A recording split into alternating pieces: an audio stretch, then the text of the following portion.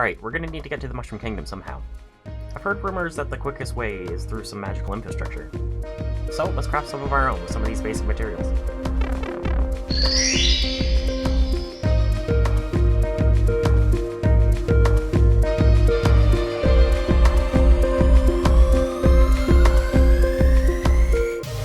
Let's go! Hello Internet, and welcome back to the Artist Studio. I'm Dylan, your host, and today we're traveling to the Mushroom Kingdom. Here we go! That's right, we're leaving Hyrule and off to new lands. Yippee! But in order to get there, we're going to need to make ourselves some warp pipes. Personally, I can't think of anything more iconic to the Mario world than the green warp pipe. I always love the way they just venture off the screen and contain so many hidden secrets. That's why I want to dress up my workspace a bit and add some of these colorful pipes.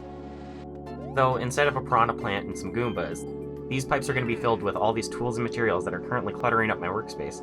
Whoa! If you're following along at home and you want to make your own warp pipes, I'll show you how to use some recycled tubes and containers and some paint from the dollar store to get that uniquely Mario warp pipe green. Yahoo! This large container will become a razor for my Pilia, just to get it a little bit closer to this grow light here, and elevate it a little bit above my workspace. Hello, my baby. Hello, my honey. Hello, my ragtime gal. To get that distinct pipe look, I used some crafting foam to create the structure around the lip. I then capped the foam with cardstock and Wellbond to create a rigid form with little flecks.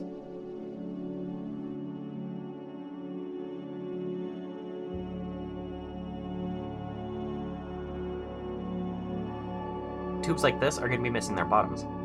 A couple options to add a base are either to find a container just the right size that you can plug the hole and leave a flat rim, or trace the tube's bottom on some cardstock and cut it out. You may be able to use a small amount of superglue to affix the bottom on like I did, then use a liberal amount of Wellbond to provide some extra structure inside. By applying the glue on the inside of the tube, it'll all dry, becoming one solid piece of plastic that runs up the sides of the tube.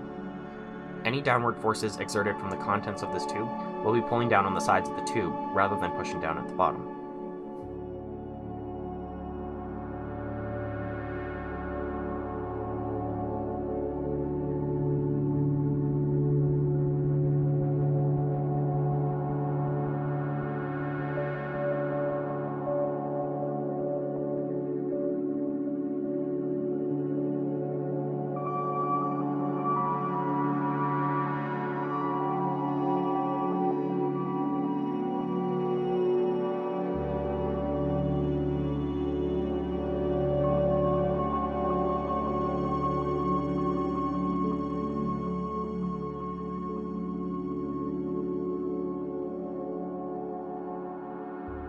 Alright, I may have made more of these than I anticipated.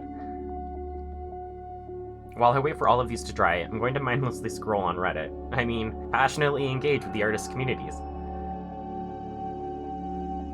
Like the users over on rMario. I saw this paper craft star there the other day that's really got me inspired to build something from the Paper Mario universe.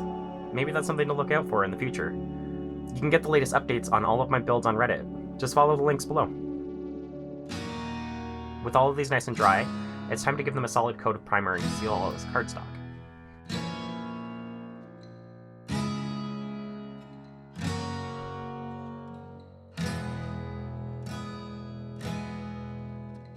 Now, onto color. Just about anyone knows a warp pipe just by its distinct green color. My challenge is going to be matching the tone and hue. But honestly, when you get down to it, really there's so many different greens to choose from, even within one single pipe. But generally, I think I'm looking for a color that's something like, yeah, this.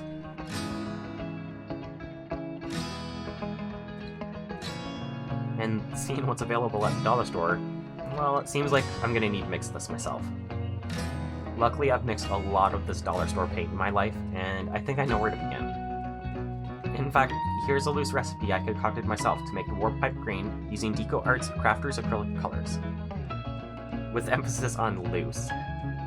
You'll need to pick up 3 colors with some white if you don't already have some. Warp pipe green comes down to this: 1 part leaf green to 2 parts Christmas green. That is, however much leaf green you use, you're going to want to use twice as much Christmas green. Then you're just going to add a little squirt of bright yellow, and just a dash of white. Mix it all thoroughly and go easy on the yellow and white. If you add too much of either, your color will become more lime and pastel-y.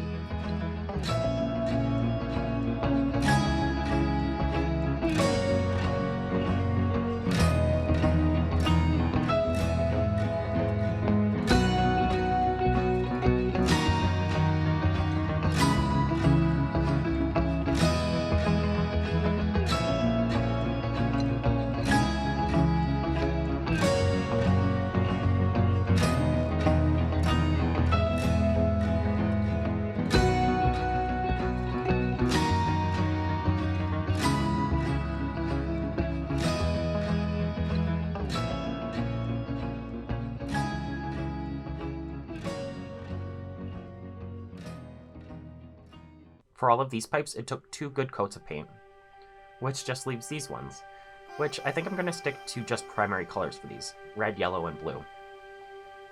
These colors I'm less concerned about matching Mario's specific color range, so long as my tone is right. I think the greens will all ground them as Mario props.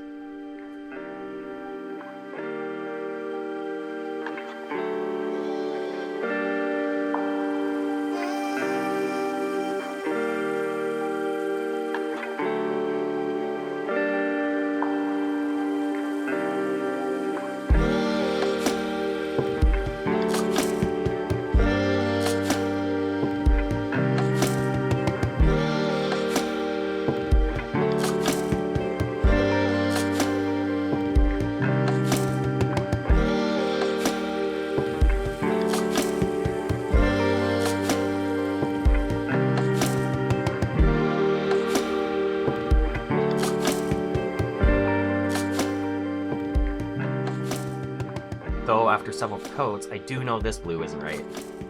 Beautiful as a color, just not right for the fun, playful lands of Mario. This peacock blue looks like the color I need.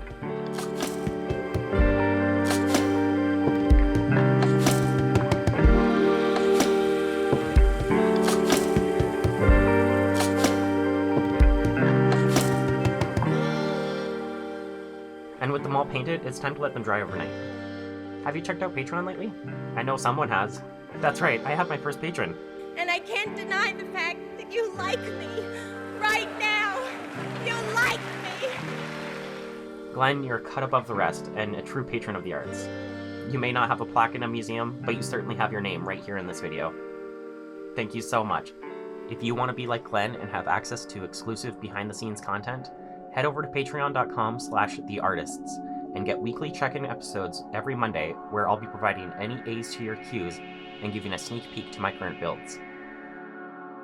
With all that paint dried, it's time to harden these up so they can take a bit of a beating, as they are going to be hanging out in my workspace. To do so, we'll be once again using this polyurethane furniture varnish. This stuff is spectacular for sealing your projects and giving them a strong exoskeleton once you've built up enough layers. Though this one does have a bit of a brown hue to it, and when it dries, it does become slightly yellowed. This isn't much of a problem with certain colors, but it is something to consider if you're trying to cover white surfaces. My fairy, for instance, this yellowing isn't benefiting the prop, and I might try to look at more clear polyurethane in the future. I do really like this varnish though for its quick tack time. I was able to coat all of these pipes with 2 passes in just one afternoon. Just be sure to wear your respirator and vent the space you're working in. This stuff is not good to breathe in.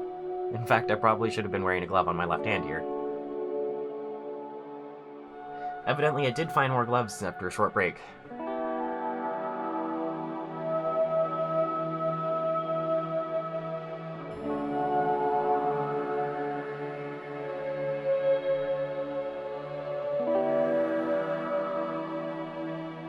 So 2 coats down and another night to dry.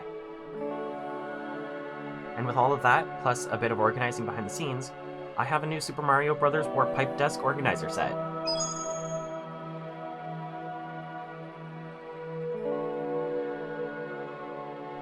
So what do you think? Personally, I'm thinking of taking these a step further and arranging a few of these in a diorama or something. I don't know. I'm gonna need to think on it and live with it for a little while. I really enjoy the looseness of them, as it still functions similar to my original setup, but just looks a little more coalesced. you have any ideas for a diorama scene or a vignette I should create? Let me know in the comments. Okie dokie. Next week we're going to be dealing with a few Mario Brothers baddies, and turning one of them into a new home for this Aeonium clipping. So get subscribed and ring that bell icon if you want to get notified when these videos are released. And while you're down there, tap that like button once, maybe thrice, but never twice. And lastly, join me over on Reddit. I'm posting all kinds of stuff over there, not just related to the channel, so don't be afraid to connect with me there.